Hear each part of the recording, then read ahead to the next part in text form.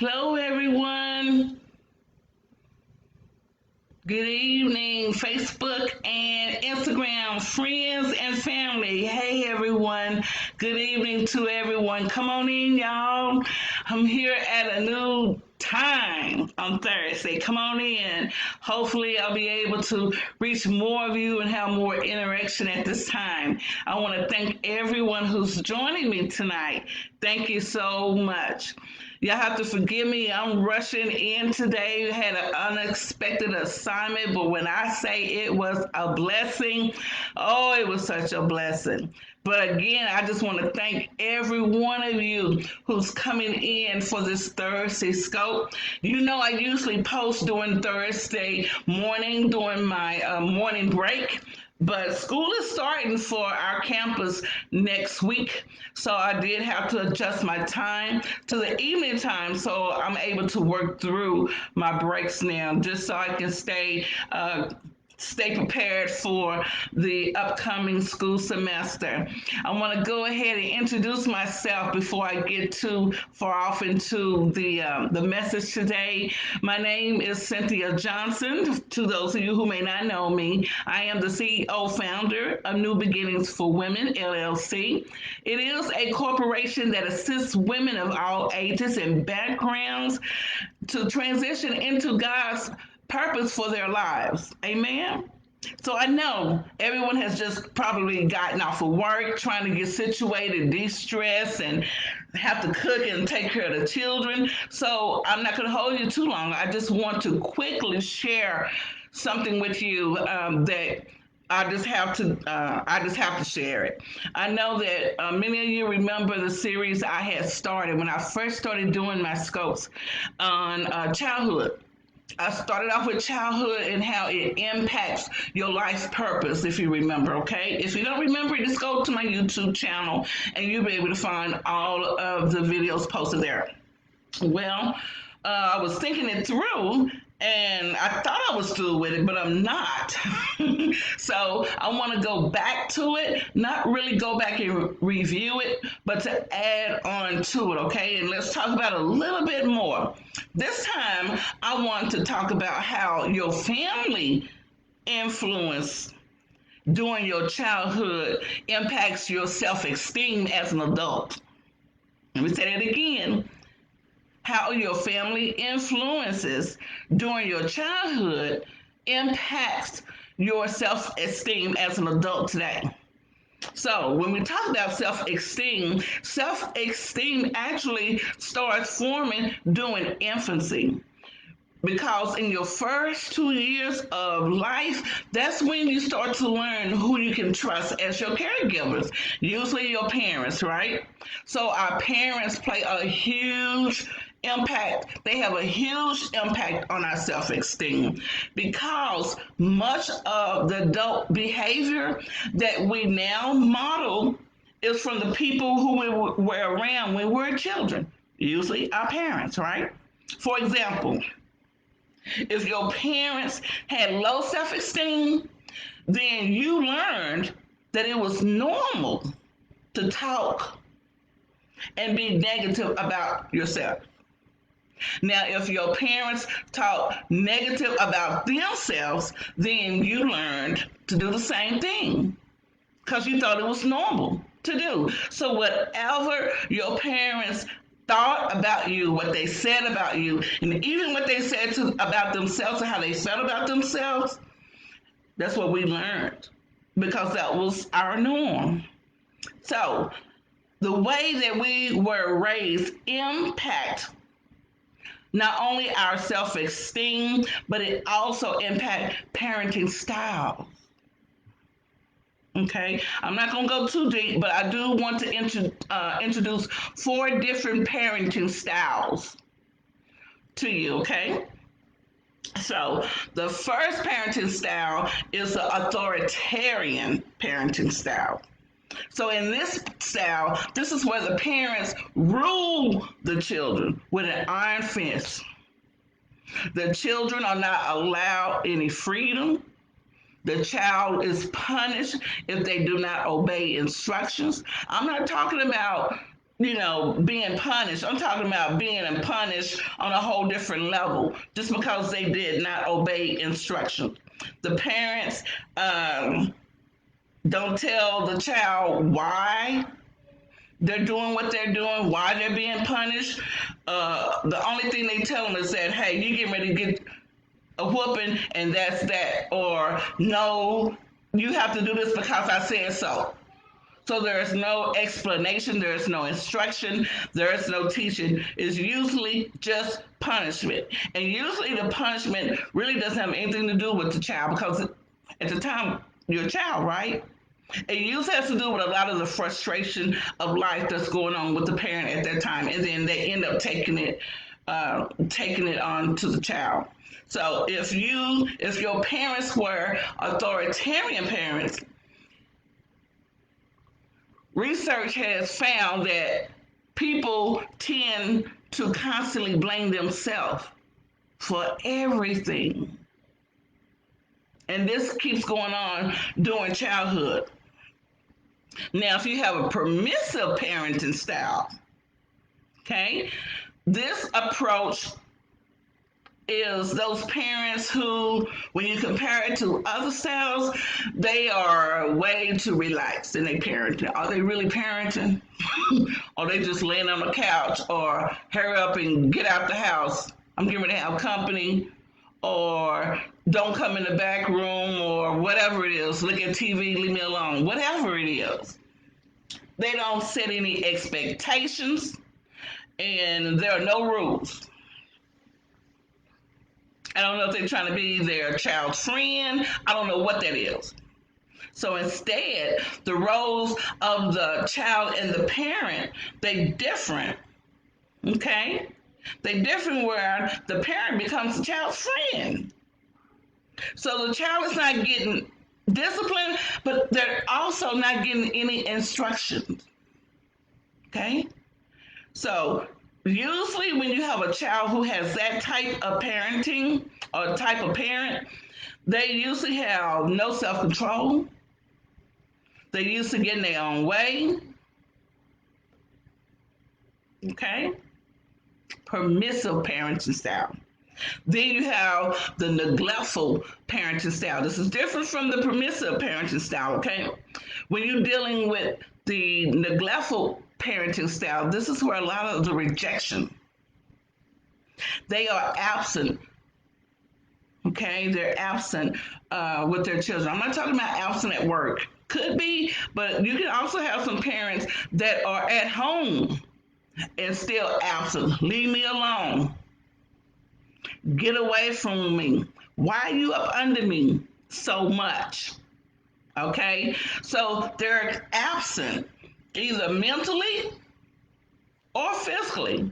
Okay? Now, I know today, especially in today's world, there's a lot of latchkey going on where children have to take care of themselves. Parents, even if you have a two-parent family, they have to work these extreme hours. We're finding out in today's world that parents are having to take 2 or even 3 part-time jobs just to be able to maintain and manage their household and to take care of their families, okay? So there's a lot of things that are going on these days. They've been going on, but it seems like it's a little bit more prevalent now, a little bit tricky on how you are going to have to deal with this, okay? Or how you dealt with it as a child. This can have a very lasting impact on self-esteem, because the child ends up growing up with no boundaries, but not even boundaries, not even support. They have to fend for themselves. Okay? So all of this has to do with self-esteem. Okay, so let's think about it. Think about how you were raised. What were the norms? What were the key words that your parents constantly told you? Why do you think they said what they said to you? Were they repeating patterns on how they were raised? Was it just out of frustration? What was going on with them? Okay. And I know I said we had four I want to introduce to you. So the last one that I want to introduce is the authoritative parenting style. Okay. Authoritative parenting style. Now, with this style, the parent is more responsive to the child. So this is where the parent takes the approach that the child is normal. Even when they messing up, it's okay because it's normal. They're a child. Okay? And that they're not perfect. They're not perfect. They're babies. You were a baby, okay? Just a child. Okay? So it's more practical to help them find solutions to the problems instead of fussing at them or beating them down. So the parent has taken time with you to actually teach and train and guide you, instruct you on what was right and what was wrong, instead of just complaining and disciplining you every time you did something wrong.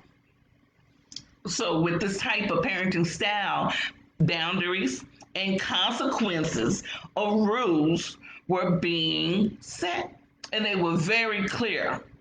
Okay, so out of all four of these, you can tell which one is the preferred type of parenting style, or it can be a little combination of others, not just one, but really the authoritative parenting style, whether it's parent child interaction.